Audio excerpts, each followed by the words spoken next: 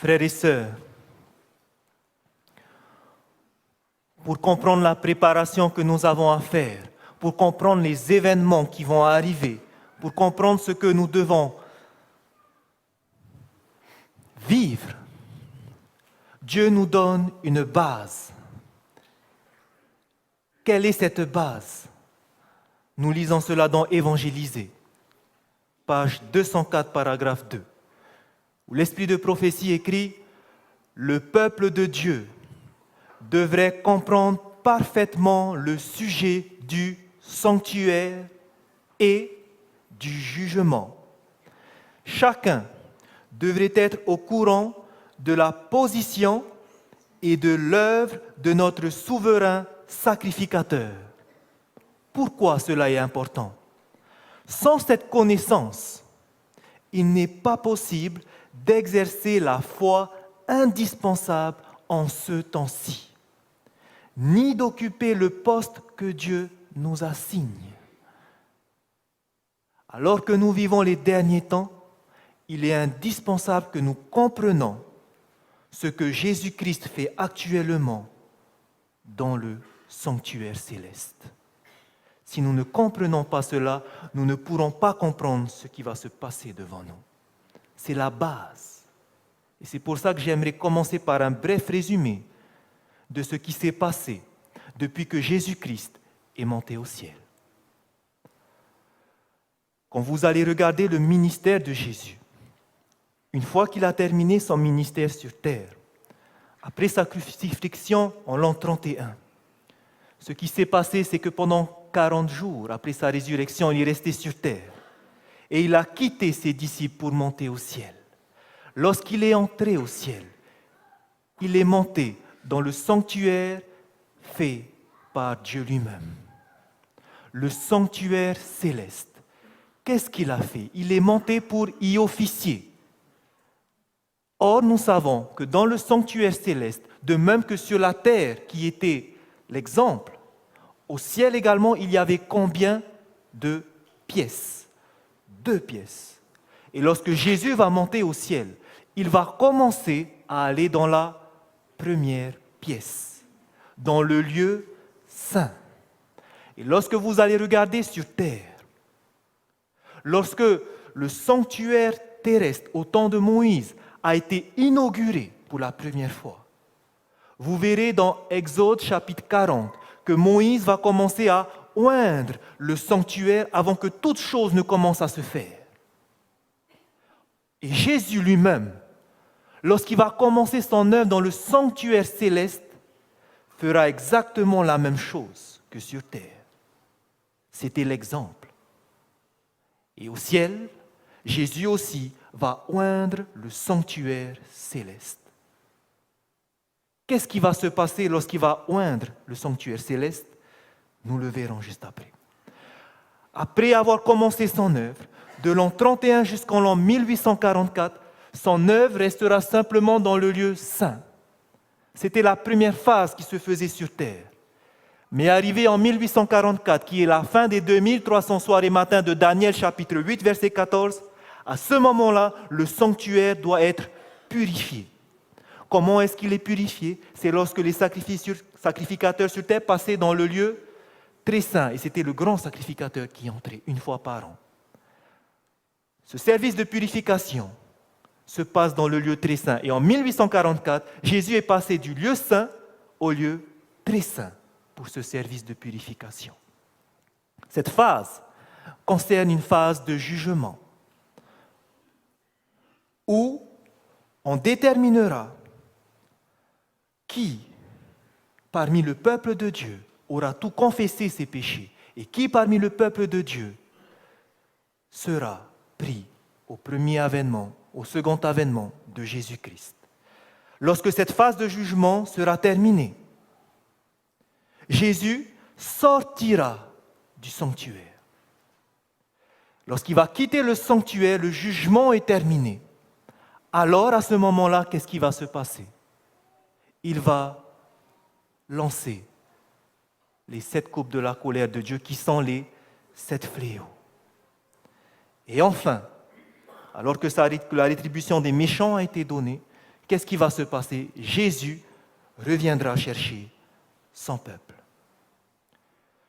Lorsque vous regardez le ministère de Jésus qui se fait au ciel, dans le sanctuaire céleste, et que vous regardez ce qui se passe sur terre, vous voyez qu'il y a un parallèle entre le ministère de Jésus au ciel et ce qui se passe pour son Église sur terre.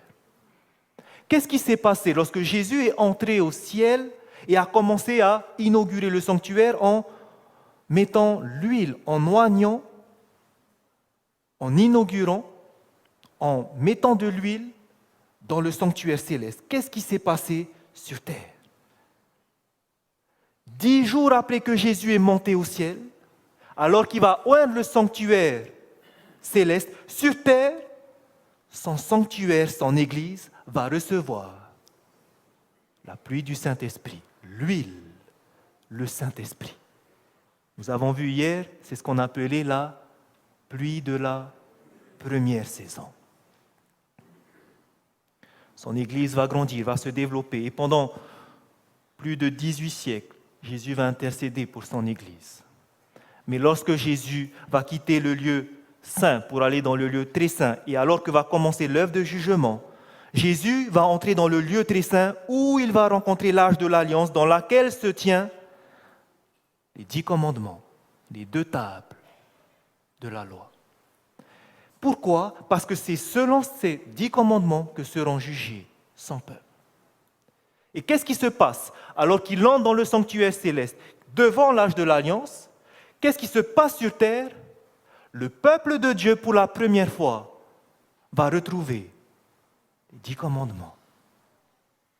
Ce n'est pas un hasard que c'est seulement dans les années 1845 que le mouvement adventiste a retrouvé les 10 commandements, la loi.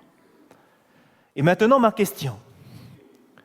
Si Jésus a commencé son ministère au ciel, en oignant le sanctuaire, et sur terre, son peuple a reçu la pluie du Saint-Esprit, qu'est-ce qui devrait se passer avant que Jésus ne revienne sur terre? Nous l'avons vu hier, il y a la pluie de la première saison et il y a la pluie de l'arrière-saison. De même que Jésus a commencé son ministère en répandant son esprit sur son Église, de même lorsqu'il terminera son ministère, avant de revenir, il répandra une deuxième pluie, la pluie de l'arrière-saison. Et nous avons vu à quoi elle sert cette pluie-là. Ça va servir à terminer l'œuvre de Dieu sur terre. Maintenant, ce que nous allons faire, nous vivons à l'époque 2016, cette dernière époque, et nous allons zoomer dessus parce que nous voulons comprendre qu'est-ce qui va se passer devant nous, comment nous préparer. Si nous faisons un zoom dessus, nous voyons qu'il y aura la pluie de l'arrière-saison devant nous. Cela va se passer avant que Jésus ne revienne, avant qu'il ne lâche les 7 fléaux. Il doit y avoir la pluie de l'arrière-saison qui doit venir. Pendant cette étude, vous verrez cet axe que je vais projeter constamment. Ce qu'il y aura au-dessus, ce sera ce que Jésus fait au ciel. Ce que vous verrez en dessous, c'est ce qui se passe sur terre. Donc gardez ça en tête pour comprendre ce qui va se passer par la suite. Donc nous savons qu'actuellement, qu'est-ce qui se passe au ciel maintenant, à notre année 2016? Où est Jésus? Dans le lieu très saint. Il est en train de faire cette œuvre de jugement qu'il a commencé par les morts. Mais il viendra un moment, quand il aura terminé par les morts, il va passer à qui? Aux vivants. Et lorsqu'il aura terminé les vivants, alors que tout le monde a été jugé, qu'est-ce qui va se passer? À ce moment-là, il va sortir du sanctuaire. Et c'est là ensuite qu'il va lancer les 7 fléaux. Ce que nous allons voir ce soir, est-ce que Dieu nous révèle ce qui va se passer aux alentours de la pluie de l'arrière-saison? Est-ce que Dieu nous aide à voir les signes? Est-ce qu'il nous donne des signes pour savoir quand est-ce que ça va arriver? Comment nous préparer? Est-ce que Dieu le fait? Nous l'avons vu, oui. Regardons ensemble dans 1 Thessaloniciens.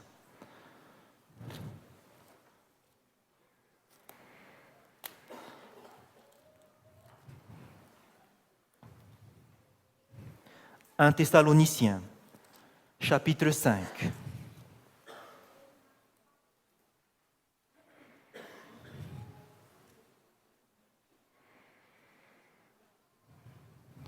Est-ce que nous saurons ces événements qui vont se passer devant nous?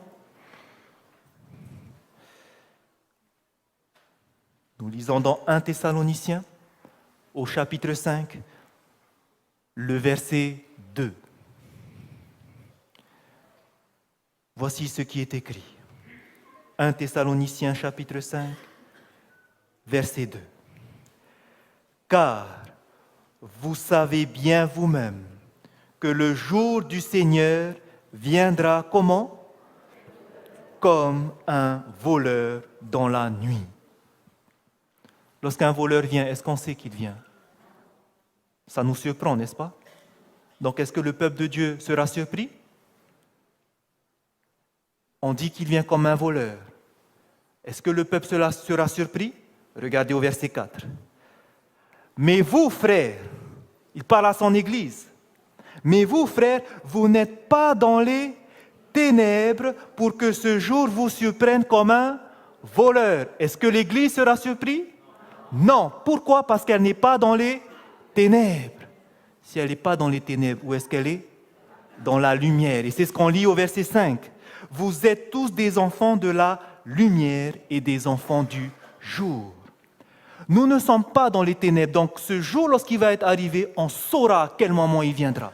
Pas le jour, pas la date, pas l'heure, malgré que cela va se dire dans le futur.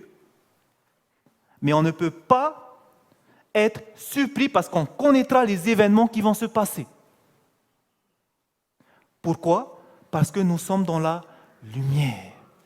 Et quelle est cette lumière qui nous permettra de savoir ce qui va se passer devant? Quelle est cette lumière qui va nous dire « Voici ce qui va se passer devant » Nous l'avons vu hier soir, 2 Pierre.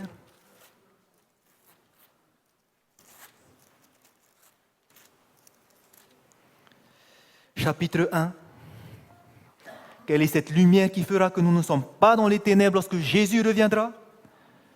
2 Pierre, chapitre 1. Et nous lisons le verset 19. 2 Pierre, chapitre 1, verset 19. Il est écrit « Et nous tenons pour d'autant plus certaine la parole prophétique à laquelle vous faites bien de prêter attention, comme à une lampe qui brille dans un lieu obscur jusqu'à ce que le jour vienne à paraître. » Quel est ce jour qui va paraître? Le retour de Jésus. Quelle est cette lampe qui va nous éclairer? La parole prophétique, la parole de Dieu. La prophétie nous permettra de savoir où est-ce que nous sommes placés. Qu'est-ce qui va se passer devant? Non seulement la parole de Dieu, mais particulièrement à la fin des temps, au travers de l'esprit de prophétie, Dieu nous éclairera. Nous allons voir ce soir qu'avec sa parole, qu'avec l'esprit de prophétie, Dieu nous expliquera ce qui va se passer devant nous. Première question que nous allons nous poser alors. Quel événement sera le signe annonciateur de la pluie de l'arrière-saison? Quel événement va entourer la pluie de l'arrière-saison? Est-ce que dans le livre de la révélation de Jésus-Christ, on nous parle de la pluie de l'arrière-saison?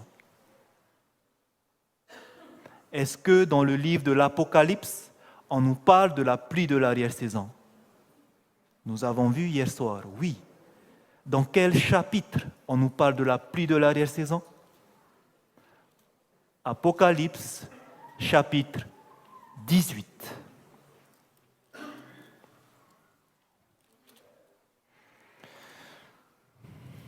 Nous allons essayer de voir quel événement entoure la pluie de l'arrière-saison. Et dans Apocalypse chapitre 18, on nous parle de la pluie de l'arrière-saison. Si nous prenons Apocalypse chapitre 18, nous lisons le verset 1 et 2. Nous avons vu cela hier. Apocalypse chapitre 18, versets 1 et 2. Il est écrit « Après cela, je vis descendre du ciel un autre ange qui avait une grande autorité, et la terre fut éclairée de sa gloire. Il cria d'une voix forte, disant « Elle est tombée, Babylone la grande. » Vous vous souvenez de ce passage? C'est quel message?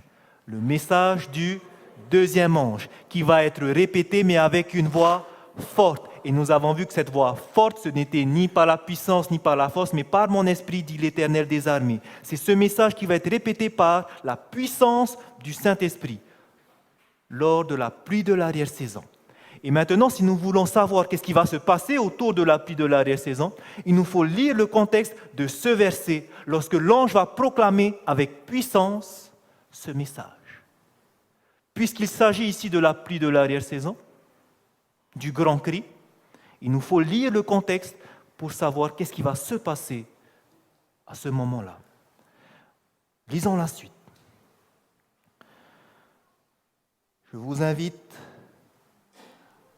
à lire la suite du verset 2.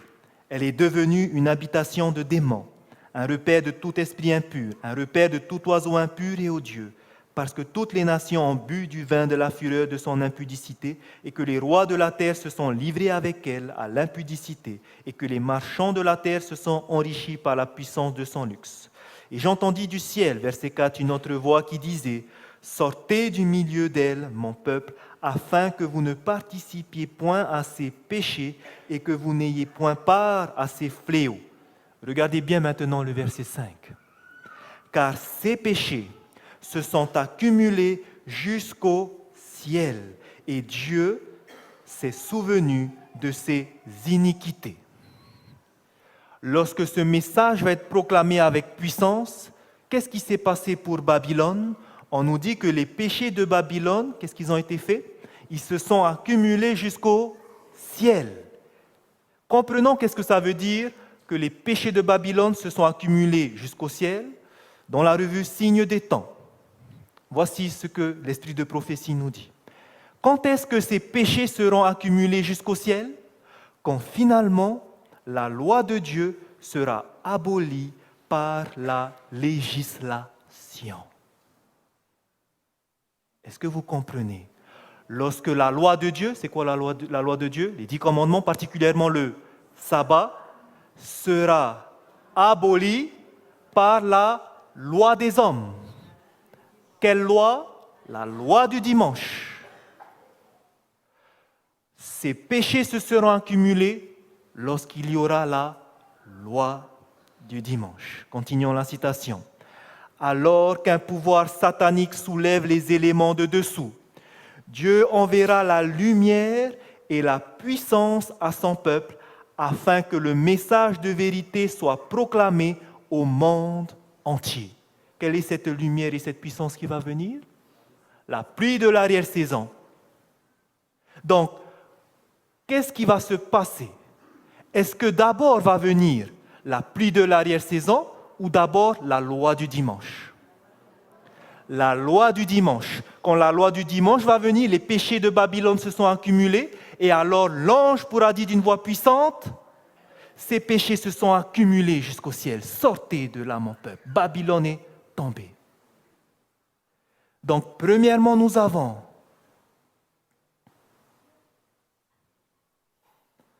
la loi du dimanche. Les péchés se sont accumulés jusqu'au ciel.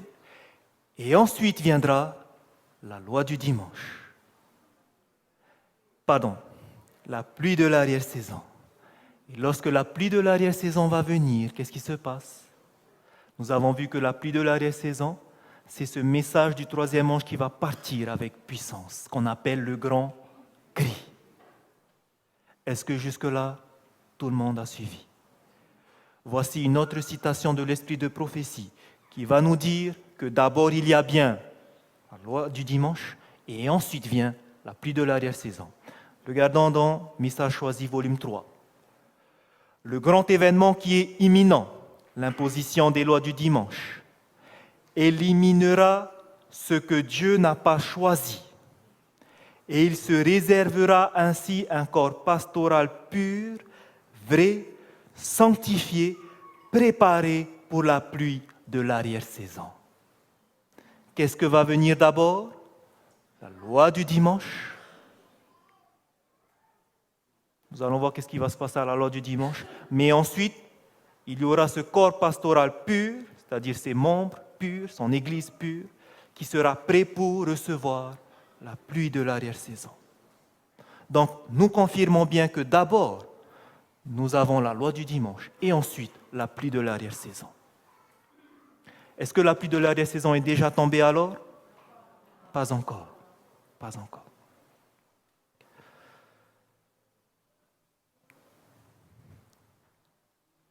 La question. Pourquoi d'abord la pluie de l'arrière-saison pourquoi la pluie de l'arrière-saison vient après la loi du dimanche? Pourquoi il y a d'abord la loi du dimanche? Regardez ce que l'Esprit de prophétie nous dit dans les commentaires adventistes, volume 7.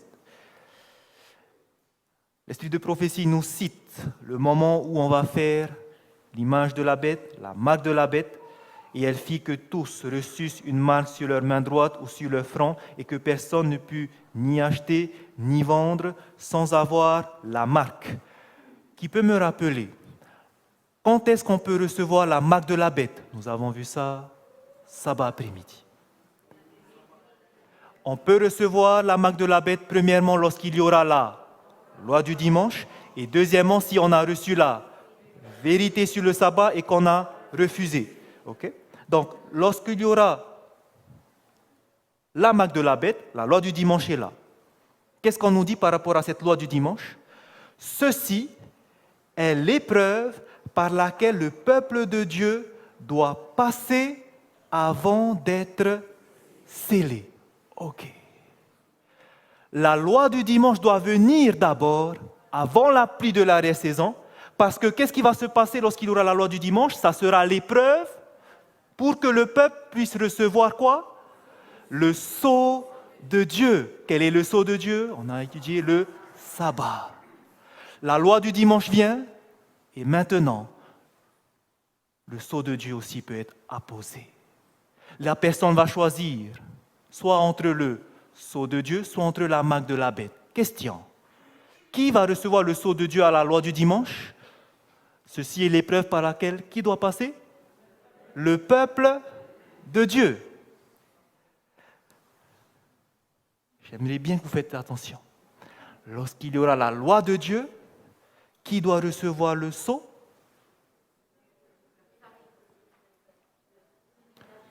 Le peuple de Dieu doit recevoir le sceau. C'est son épreuve, la loi du dimanche. Regardez maintenant. Est-ce que tous les adventistes du 7e jour sont le peuple de Dieu? Je change ma question. Le dernier mouvement prophétique, n'est-ce pas l'Église adventiste du 7e jour? C'est le peuple de Dieu. Parmi le peuple de Dieu, il y a l'ivrée et le blé. Amen. Il y aura la loi du dimanche qui sera l'épreuve pour le peuple de Dieu. Pourquoi? Est-ce que le peuple de Dieu connaît le sabbat? Oui. Lorsque la loi du dimanche va venir, est-ce que ceux qui refusent de continuer à garder le sabbat, mais qui vont se soumettre à la loi, pourront recevoir la marque de la bête? Oui, parce qu'ils connaissent la vérité, la loi du dimanche est là, ils connaissent la vérité et ils refusent le sabbat, ils se soumettent à la loi. Est-ce qu'ils peuvent recevoir la marque de la bête? Oui, et s'ils refusent de recevoir la marque de la bête, qu'est-ce qu'ils auront? Le sceau de Dieu. Amen.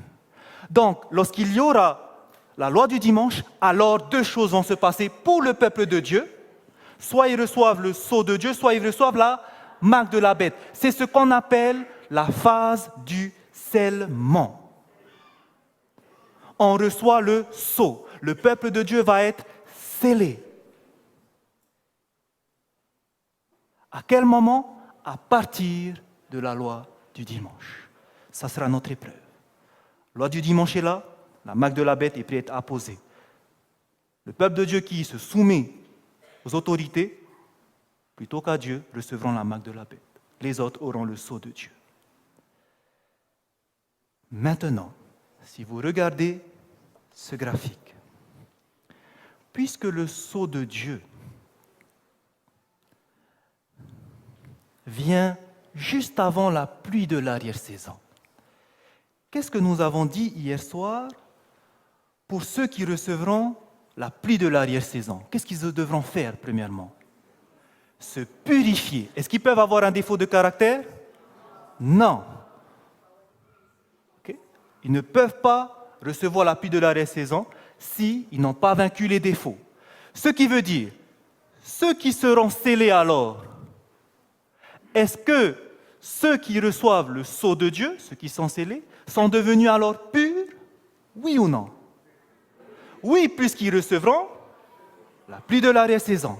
Confirmons cela avec l'esprit de prophétie. Témoignage pour l'Église, volume 2. Aucun de nous ne recevra le sceau de Dieu tant que son caractère aura une tache ou une souillure. C'est clair et net. Ceux qui reçoivent le sceau de Dieu, le caractère est devenu pur. Aucune tache, aucune souillure. Et c'est à nous maintenant qu'incombe le devoir de nous corriger de nos défauts de caractère et de nettoyer de toute souillure le temple de notre âme. Est-ce que vous voyez le travail que nous avons à faire? À ce moment-là, lorsque notre temple, notre âme sera purifiée de tout défaut, nous aurons reçu le sceau de Dieu et alors, qu'est-ce qui va se passer? Alors, la pluie de l'arrière-saison tombera sur nous, de même que la pluie de la première saison tomba sur les disciples au jour de la Pentecôte. Vous voyez maintenant comment sont liés le sceau de Dieu avec la pluie de l'arrière-saison? Il faut être pur, purifié de tout défaut de caractère. Nous avons un gros travail à faire. Et vous comprenez maintenant pourquoi nous sommes là. Nous avons besoin de nous préparer. Ce qui veut dire, si notre caractère est pur, est-ce qu'on continue de pécher? Vous comprenez que maintenant, cela veut dire que si on veut le sceau de Dieu, il faut arrêter de pécher. Il faut arrêter de pécher. ER à la fin, excusez-moi. Il faut arrêter de continuer à faire le péché. C'est ce que nous demande Dieu en vue de ce qui va se passer devant nous. Tant que nous aurons encore ces défauts de caractère, nous ne pouvons pas recevoir le sceau de Dieu. Et alors nous ne pouvons pas recevoir la pluie de l'arrière-saison. Mais ceux qui auront vaincu le péché, ces personnes, parce qu'ils auront arrêté de pécher, qu'est-ce qui va se passer pour eux? Regardez, lorsque le décret aura été proclamé. Quel est le décret? Loi du dimanche. Que le sceau aura été apposé. Maintenant, Dieu peut apposer son sceau. Sur qui? Sur ceux qui auront été purs. Qu'est-ce qui va se passer sur ces personnes qui auront le sceau? Leur caractère maintenant demeurera pur et sans tache à jamais. Parce qu'ils auront arrêté de pécher, ils auront été scellés, maintenant ils auront la victoire jusqu'au bout sur le péché. N'est-ce pas formidable? Amen. Vous voyez ce qui nous attend devant? Une vie sans péché. Et demain vous allez comprendre pourquoi c'est important. Jamais le sceau de Dieu ne sera placé sur un front impur. Tous ceux qui le recevront devront être sans tache devant Dieu, des candidats pour le ciel. Tous ceux qui recevront le sceau de Dieu, ce seront des candidats pour le ciel. Ça veut dire quoi? Qu'ils vont aller au ciel. Ça veut dire quoi par rapport à leur jugement? Jésus les aura jugés et ces personnes seront sauvées. Et maintenant, nous allons faire le lien entre ceux qui reçoivent le sceau avec ce qui va se passer au ciel avec Jésus. Qu'est-ce qui se passe au ciel? Lorsque les temps de rafraîchissement, on parle de quel événement? La pluie de l'arrière-saison, viendront de la part du Seigneur, alors les péchés des âmes repentantes, ayant reçu la grâce du Christ et ayant vaincu par le sang de l'agneau, seront enlevés des registres du ciel. Vous savez que vos péchés sont inscrits dans le ciel, hein? Okay. À quel moment ils vont être effacés? Lorsque les temps de rafraîchissement vont venir, le temps de la pluie de l'arrière-saison. Est-ce que c'est les péchés de tout le monde qui vont être effacés? Non, seulement les péchés des âmes repentantes. Donc voici ce qui se passe pour tous ceux qui auront le sceau de Dieu. Leurs péchés, parce qu'ils ont arrêté de pécher, ils ont tout confessé leurs péchés, ils ont arrêté de pécher. Maintenant, Jésus pourra effacer tous leurs péchés. Cela revient à faire quoi? Qu'il y aura un jour où tel membre, son nom sera appelé au tribunal divin. Jésus va examiner son cas. Est-ce qu'il va continuer de pécher à ce moment-là? Si c'est un membre qui a entendu les appels des serviteurs de Dieu, s'il a entendu la préparation, il sait que maintenant j'arrête de pécher parce que je sais que ça va passer mon cas au ciel. Et lorsqu'il aura arrêté de pécher, son caractère sera devenu pur. Qu'est-ce que Jésus va faire pour cette personne? Ses péchés seront effacés. Qu'est-ce qu'il recevra? Le sceau de Dieu. Et ensuite, il recevra la pluie de l'arrière-saison. Ce qui veut dire que lorsque nous serons scellés, c'est parce qu'au ciel, qu'est-ce qui se passe? Jésus est en train de nous juger. Ce qui veut dire que le jugement des vivants vont commencer par qui? Par le peuple de Dieu, par l'Église adventiste du 7e jour. Pourquoi les autres ne seront pas jugés en premier?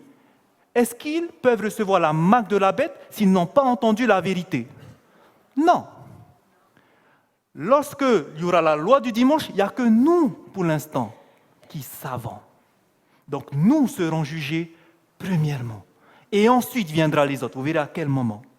Mais d'abord, le jugement commencera par la maison de Dieu. Et la Bible confirme dans Ézéchiel chapitre 9. Ézéchiel, prenons notre Bible. Dans Ézéchiel chapitre 9.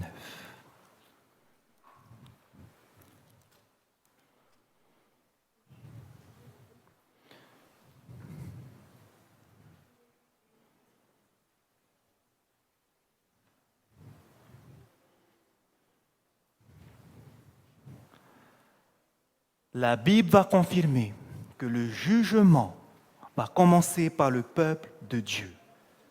Son peuple, son Église, l'Église adventiste du 7e jour.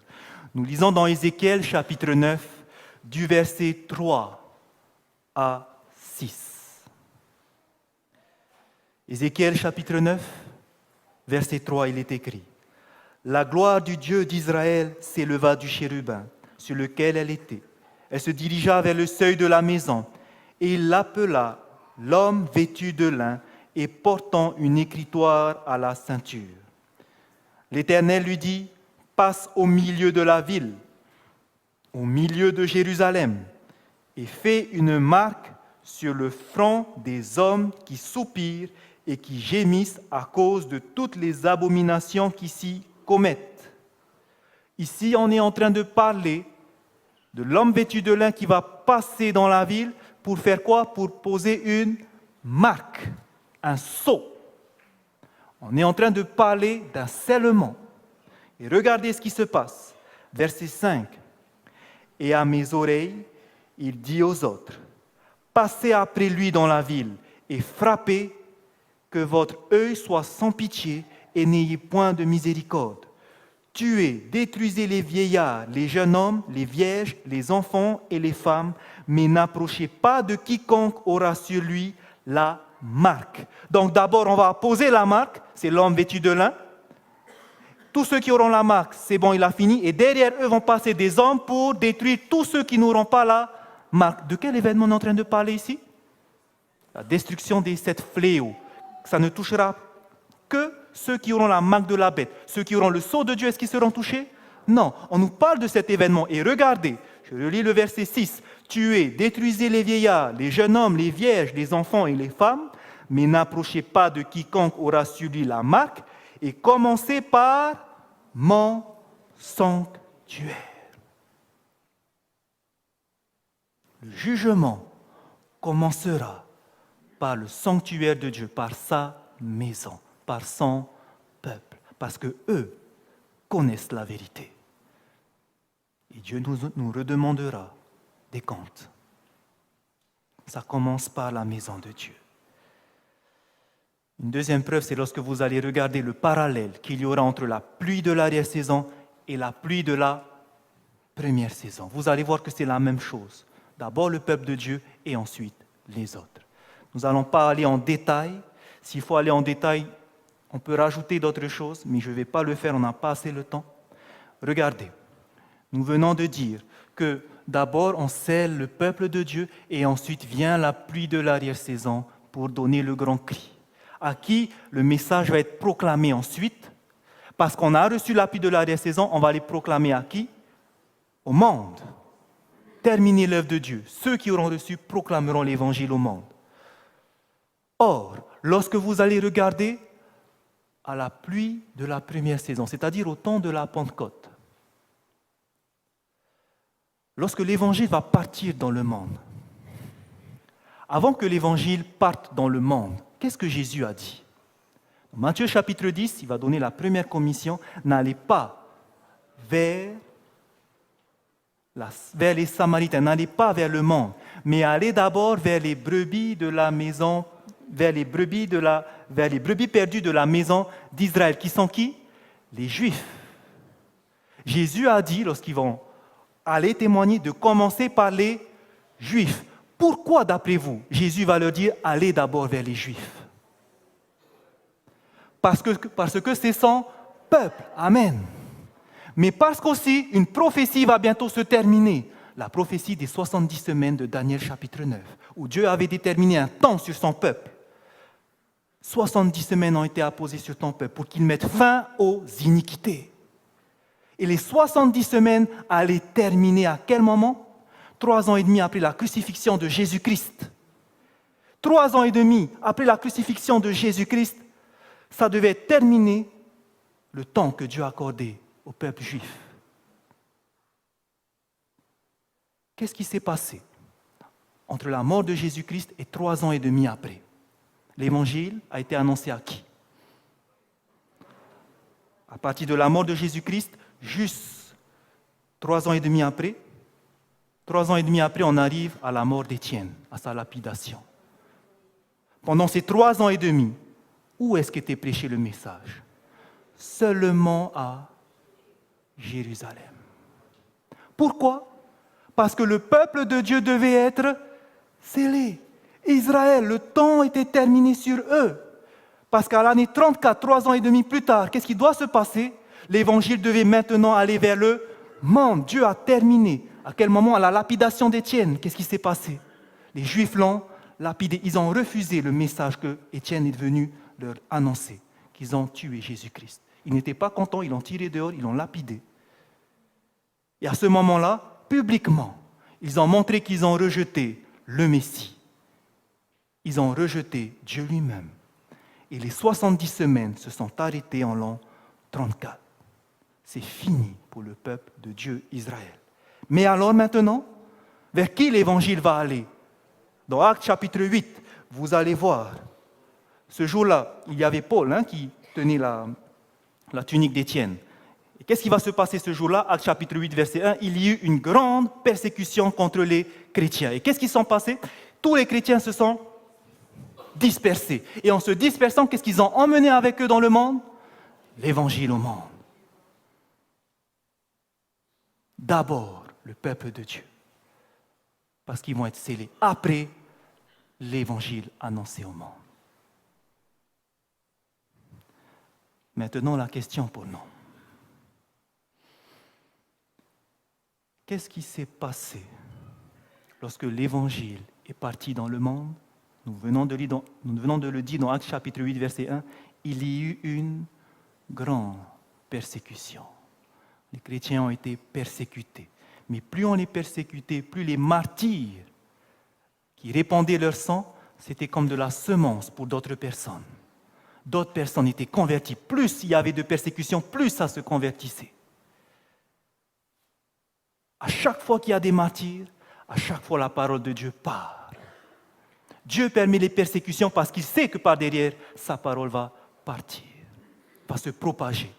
Et la question maintenant pour nous, lorsque l'évangile va être annoncé au monde au travers du grand cri, est-ce qu'il y aura aussi la même chose qu'il y a eu lors de la pluie de la première saison? Vous allez voir que oui. Oui. Témoignage pour l'Église, volume 6. C'est lorsque la tempête de la persécution éclatera sur nous réellement. Lorsqu'il y aura la persécution sur le peuple de Dieu, c'est à ce moment-là que le message du troisième ange s'amplifiera pour devenir un grand cri. Et toute la terre sera illuminée par la gloire du Seigneur. Donc oui, c'est pendant qu'il y aura la persécution que le message va partir comme un grand cri. Lorsqu'il y aura la persécution, le message va partir comme un grand cri. Qu'est-ce qui se passe après la pluie de l'arrière-saison? Comment l'évangile va partir? C'est parce qu'il y aura en même temps la persécution. Et qu'est-ce qui va se passer pour l'Église de Dieu? C'est à ce moment-là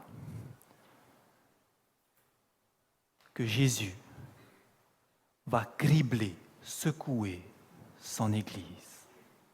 C'est ce qu'on appelle le criblage. Parmi l'Église, nous avons dit qu'il y avait l'ivraie et le blé. Il y a des personnes qui ont une foi ferme. Il y a des personnes qui ont une foi légère.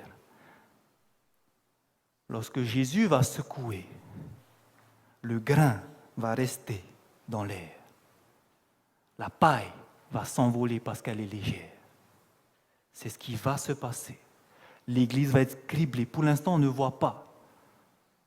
Moi-même, je peux venir prêcher de beaux sermons, mais l'Esprit de Dieu n'est pas avec moi. Et lorsque viendra la persécution, on vieillira, s'il avait la foi, celui qui parlait devant. Pour l'instant, on ne voit pas. À quel moment on va savoir? Lorsqu'il y aura la persécution. C'est à ce moment-là que le crible va venir. Cela est confirmé dans Témoignage pour l'Église, volume 5. Le temps n'est pas éloigné où toute âme sera éprouvée. On voudra nous imposer la marque de la bête. Ceux qui auront pas à pas cédé aux exigences du monde et se seront conformés à ses coutumes ne trouveront pas difficile de céder au pouvoir en place plutôt que de se soumettre à la dérision, à l'insulte, aux menaces d'emprisonnement et de mort. Le débat portera sur les commandements de Dieu et les commandements humains.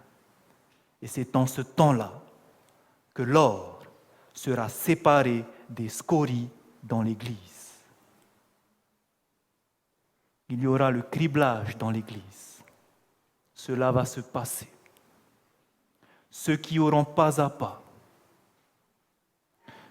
cédé au monde, à ses convoitises, qu'est-ce qui va se passer pour eux? Ils vont être trouvés légers. C'est ce qui va se passer, c'est là que va se révéler. Pères et sœurs, j'aimerais faire 2 remarques à ce sujet. Pour l'instant, c'est encore futur.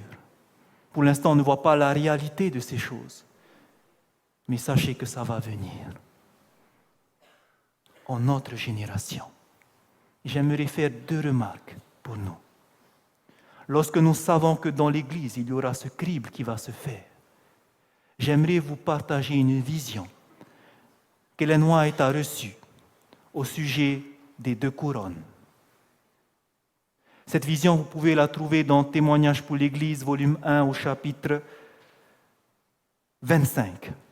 C'est intitulé La vision des 2 couronnes. Témoignage pour l'Église, volume 1, chapitre 25. Voici ce qu'elle va voir.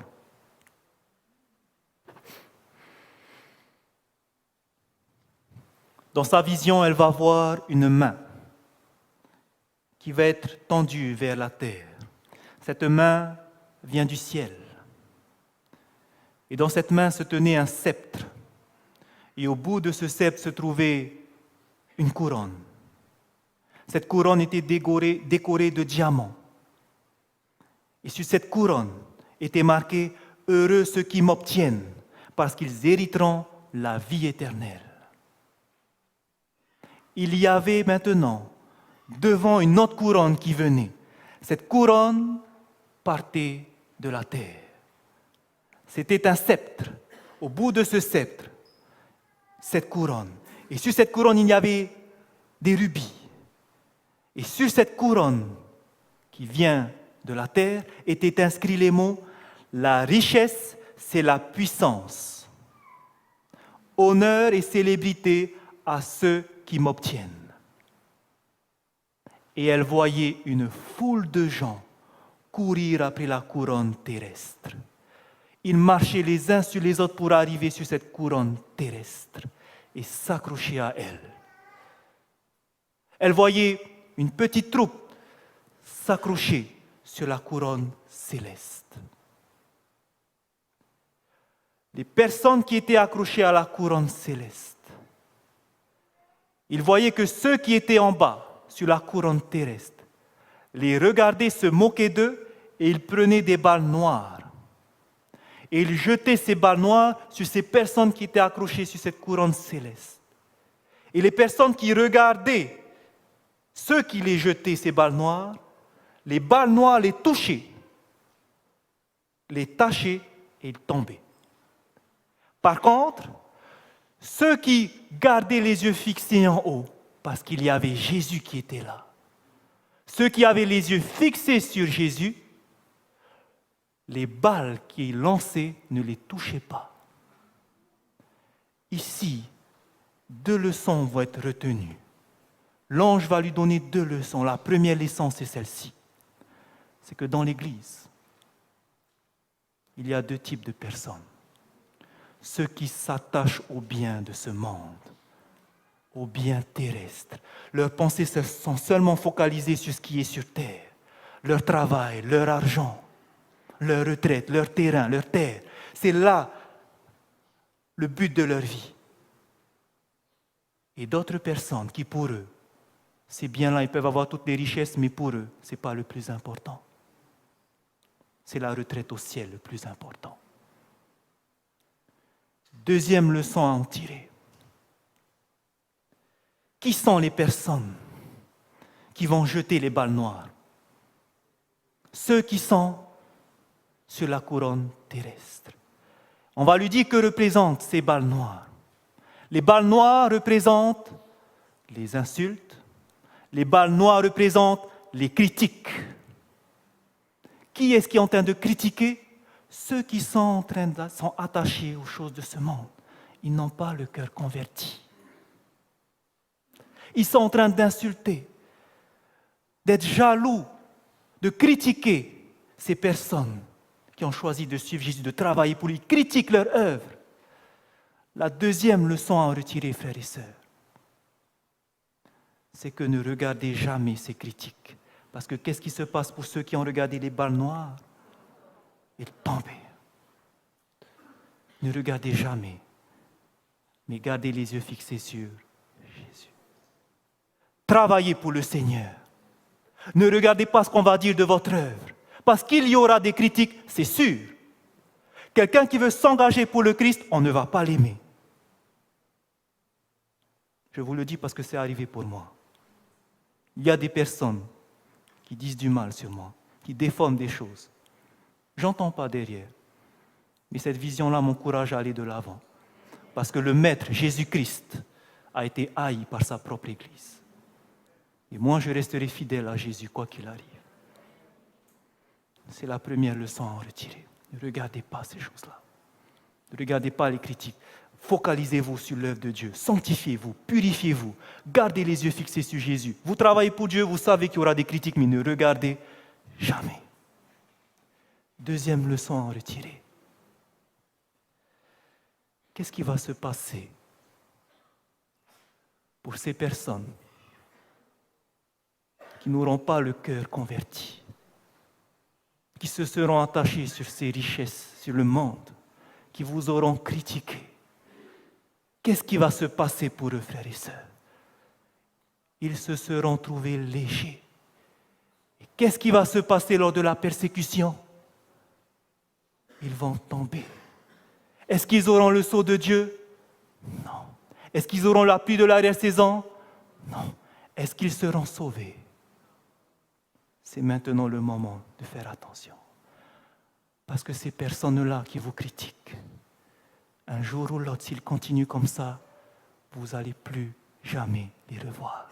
C'est pour cela. Priez pour eux. Vous ne voulez pas que cette personne soit parmi les réprouvés. Vous ne voulez pas que cette personne ne soit pas là pour l'éternité. Même si elle vous critique, frères et sœurs, vous savez qu'elle est sans sort. Si elle continue dans ses intentions, priez pour elle pour qu'elle change de direction. Priez pour elle parce que vous ne voulez pas qu'elle soit criblée. Ces personnes qui vous insultent, priez pour eux parce que vous voulez que Dieu les sauve. Parce qu'en continuant comme ça, vous savez quelle est leur destinée. Ils seront perdus. Et je pense qu'on ne veut pas que celui qui est assis à côté de moi, celui qui est là-bas, soit perdu. En tant que frères et sœurs, j'aimerais que tous nous soyons au ciel. Que ceux qui vous persécutent, frères et sœurs, priez pour ces personnes. Vous ne voulez pas qu'ils ne soient pas là pour l'éternité. Jésus est mort pour eux. Priez pour eux. Ne rendez pas le mal par le mal. Mais priez pour ces personnes parce que vous savez ce qui arrive devant pour eux.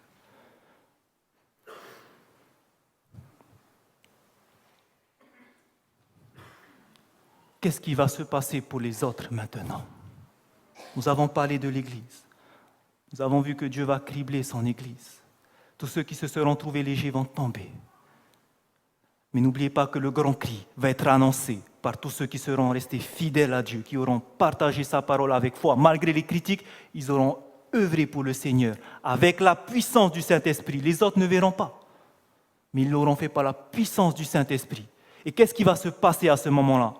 Alors qu'il y aura le crible, alors que les personnes vont sortir petit à petit, tomber, que va-t-il se passer pour les autres? Ils vont entendre ce message.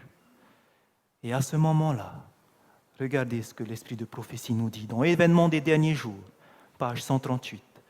Les rangs rompus, rompus par qui? Tous ceux qui auront abandonné Dieu, seront remplis par ceux que le Christ a représentés comme venant à la 11e heure. L'Esprit de Dieu travaille en beaucoup d'âmes. Le temps des jugements destructeurs de Dieu.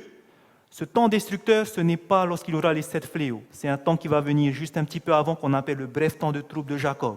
Ce temps-là, c'est avant les 7 fléaux, où on pourra encore être sauvé. Parce que pendant les 7 fléaux, est-ce qu'on peut être sauvé? Non, puisque Jésus est sorti du lieu très saint. Donc, les temps destructeurs, c'est le temps qui vient avant, où on peut être sauvé. Pendant ce temps-là, quand il y aura le criblage, le temps des jugements destructeurs de Dieu est le temps de grâce. Pour qui? Pour ceux qui maintenant n'ont pas encore l'occasion d'apprendre ce qu'est la vérité, c'est-à-dire pour le monde. Pendant qu'il y aura le crible, ça sera le temps pour le monde d'entendre cette parole de la part de l'appui de la récession du grand cri. Le Seigneur posera sur ces personnes un regard rempli de tendresse.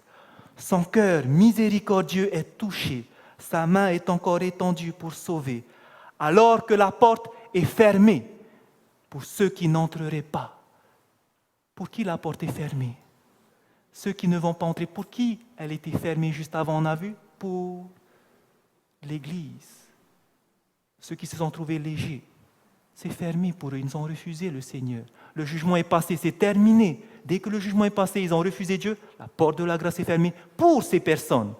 Alors que la porte est fermée pour ceux qui n'entreraient pas, nombreux sont les élus qui seront acceptés et qui entendront la vérité pour la première fois en ces derniers jours.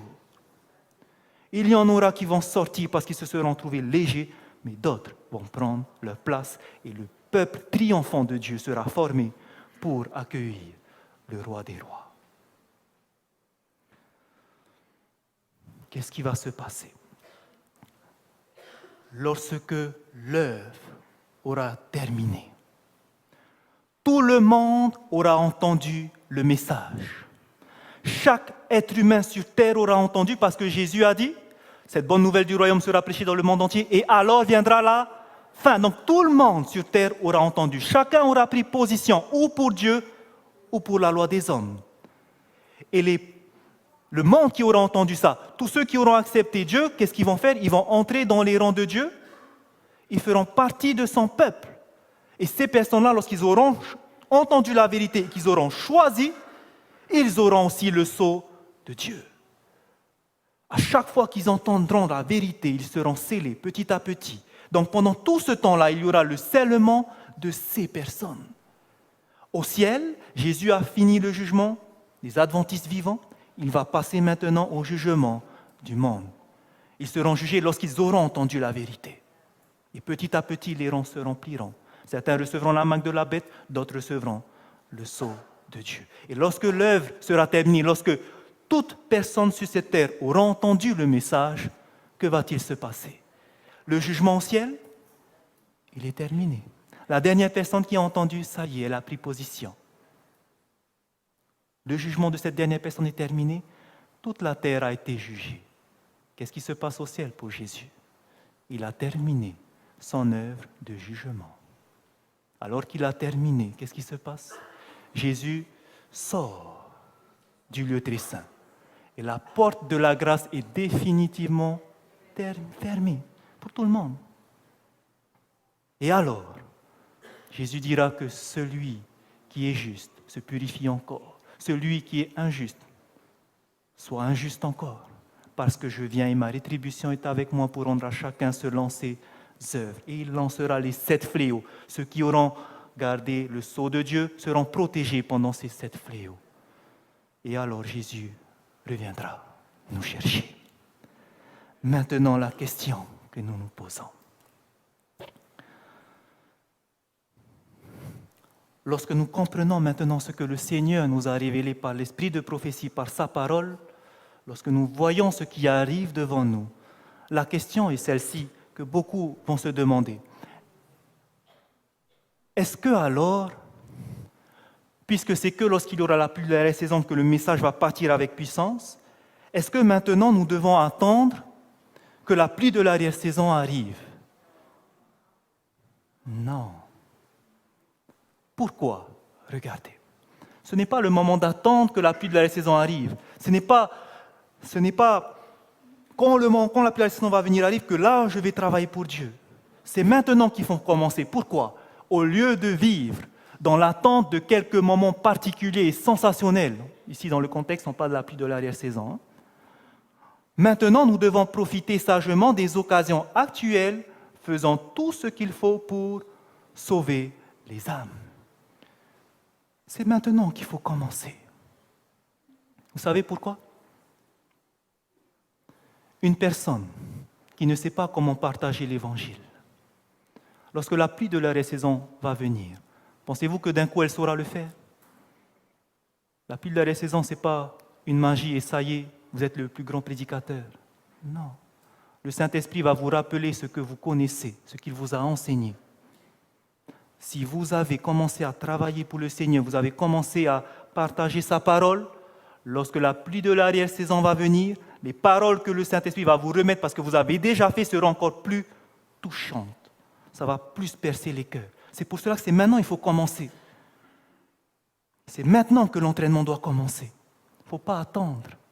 Maintenant commencer pour que lorsque ça va venir, vous allez voir, ça va prendre plus d'ampleur. Vous serez déjà habitué, entraîné. Donc maintenant, nous devons commencer. Pourquoi aussi? Il ne faut pas attendre maintenant. Lorsque nous aurons une entière consécration au service du Christ, accomplie de tout notre cœur, Dieu reconnaîtra ce fait par une effusion sans mesure de son esprit, c'est-à-dire par la pluie de l'arrière-saison. Mais cela ne se produira jamais tant que la plus grande partie de l'Église ne travaille pas avec Dieu. Dieu ne pourra pas déverser la pluie de l'arrière-saison si son Église ne se met pas maintenant au travail. Donc, est-ce qu'il faut attendre? Non. Maintenant, il faut se mettre au travail. Et dimanche, nous allons parler pourquoi c'est important de se mettre au travail maintenant. Deuxième remarque. Non seulement il ne faut pas attendre de se mettre au travail, mais il y a certains qui se disent,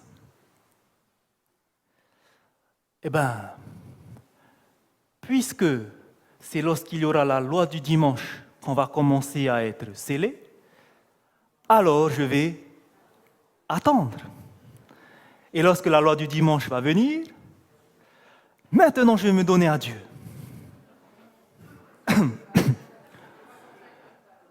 Les adventistes du 7e jour seront scellés en premier ou en dernier?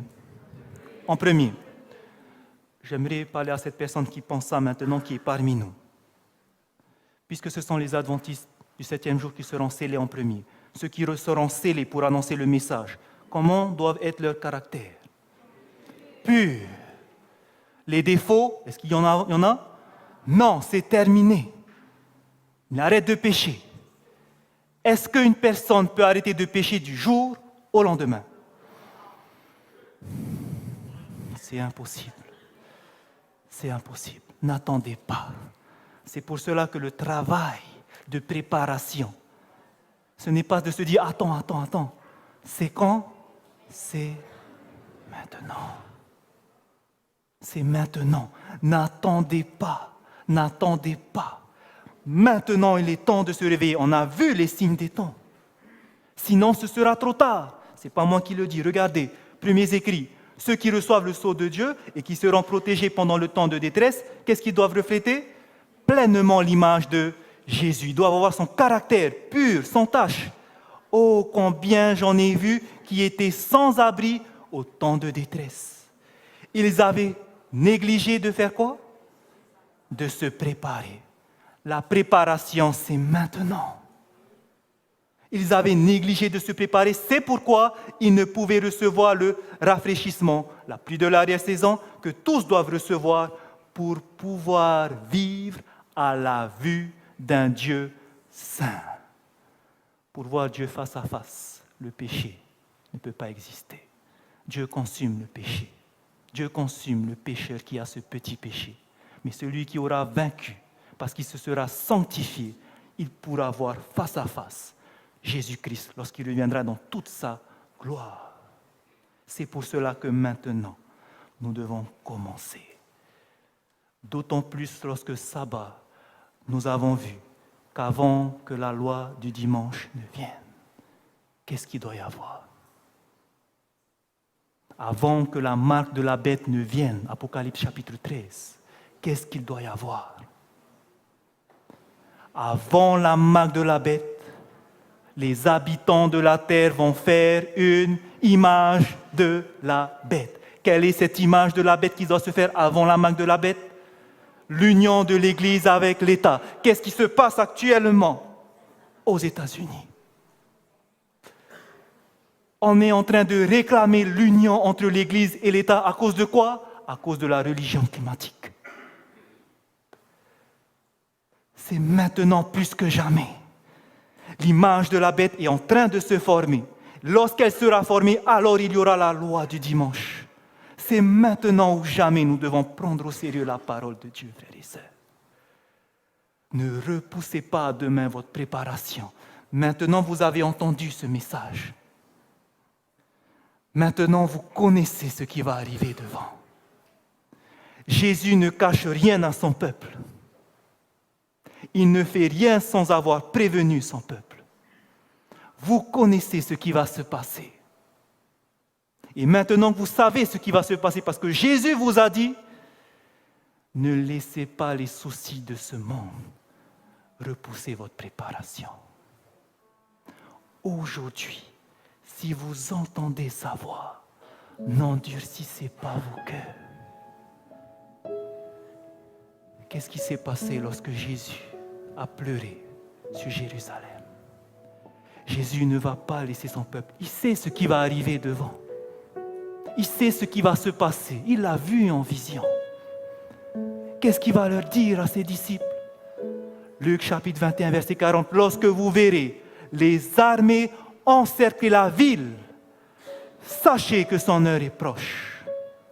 Voici le signe que Dieu a donné. Jésus leur a dit, quand vous verrez les armées romaines arriver, sachez que c'est la fin. Alors que ceux qui sont dans Jérusalem sortent. Sortez de la ville quand vous voyez les armées arriver.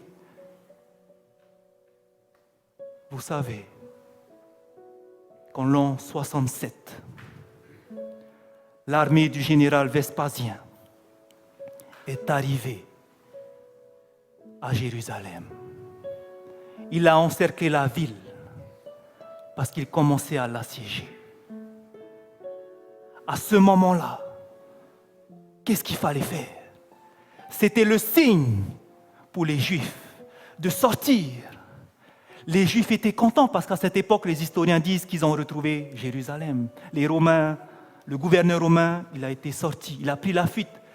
Ils étaient contents, les Juifs, ils ont retrouvé le temple. Ils vivaient dans l'orgueil de la vie. Ils ont vu les Romains arriver. Est-ce qu'ils ont fait attention au signal que Jésus leur a donné? Non. Ils n'ont pas fait attention à ce signal. Vous savez qu'est-ce qui s'est passé ce jour-là, en l'an 67? Vespasien, miraculeusement, n'a pas attaqué la ville. Mais il est sorti. Parce qu'en Alexandrie, il y avait une autre guerre qui devait aller défendre. Et il est parti. Les Juifs ont vu Vespasien sortir. Il a peur de nous. Continuons à vivre, à manger, à boire. Ils n'ont pas entendu le signal. Ils n'ont pas fait attention à ce que Jésus a dit. Mais qu'est-ce qui va se passer 3 ans plus tard? Son fils Titus va revenir. À ce moment-là, les armées vont entourer la ville. Plus personne ne pouvait sortir. Les enfants qui étaient à l'intérieur, les parents commençaient à mourir de faim. Ils commencent à se souvenir ce que le Messie avait dit. Mais c'est trop tard. Et on commence à faire des atrocités à l'intérieur parce qu'il n'y a plus à manger. Même les enfants étaient sacrifiés pour être mangés. Ils n'ont pas écouté ce que Jésus a dit. Frères et sœurs, aujourd'hui, Jésus est en train de pleurer pour ce qui va se passer pour ce monde. Mais il a annoncé ce qui va arriver. Il a donné les signes. Il nous a donné la parole prophétique. Qu'est-ce que vous allez faire maintenant? Est-ce que vous allez laisser ces conseils pour retourner dans votre vie de tous les jours? Vivre cette vie de débauche que vous avez. Continuez avec vos défauts de caractère. Alors qu'il vous dit, quand vous voyez ces choses-là, l'image de la bête, préparez-vous parce que ça va venir avec rapidité. C'est maintenant le moment de se préparer. Ne faisons pas la même erreur que les Juifs. Ces leçons sont pour nous aujourd'hui. Cette histoire, c'est pour nous aujourd'hui. Qu'est-ce que vous allez faire? Jésus pleure sur son Église. Dans le monde entier, frères et sœurs, les messages que je vous partage, j'en ai vu qui se font un peu partout dans le monde. Actuellement, Dieu réveille son Église. Je remercie d'envoyer ses serviteurs, comme le pasteur Jean-Noël. Ces personnes qui réveillent l'Église. Je rends gloire à Dieu pour ces personnes. Parce que c'est le temps, frères et sœurs, n'attendez plus. Vous savez ce qui va se passer. N'attendez plus.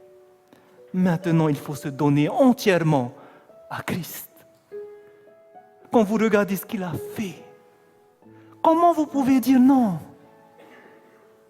Comment vous pouvez dire non à cette vie qu'il vous propose de vivre? Il peut vous donner la victoire sur le péché. Mais est-ce que vous acceptez cela? C'est votre choix. Pour ma part, j'ai choisi de suivre Jésus, de me préparer.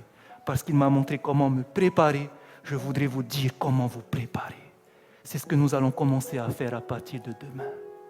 Il faut que nous nous préparons. Il faut prendre au sérieux ces choses-là parce que le monde est en train d'aller à sa perte. Et je voudrais que tous nous soyons prêts. Et si vous avez des personnes que vous aimez, des membres qui ne sont pas là, appelez-les, dites-leur de venir, qu'ils ne ratent pas les prochains sujets. Dieu veut un réveil, mais surtout une réforme. Et c'est ce que l'Église a besoin maintenant, urgemment. Frères et sœurs, si votre choix est de suivre Jésus-Christ maintenant, je vous demande, demain matin, levez-vous tôt. Première pensée, ouvrez ce livre Jésus-Christ. Lisez le chapitre de demain. Vous allez voir des choses magnifiques. Le Seigneur va vous toucher. Et vous allez voir que ça va transformer votre cœur. Et c'est l'Esprit de Dieu qui va faire cela. C'est le conseil que je peux vous donner ce soir. Le choix est entre vos mains. Et je vous conseille, faites le bon choix. Que le Seigneur vous bénisse, frères et sœurs, et à demain.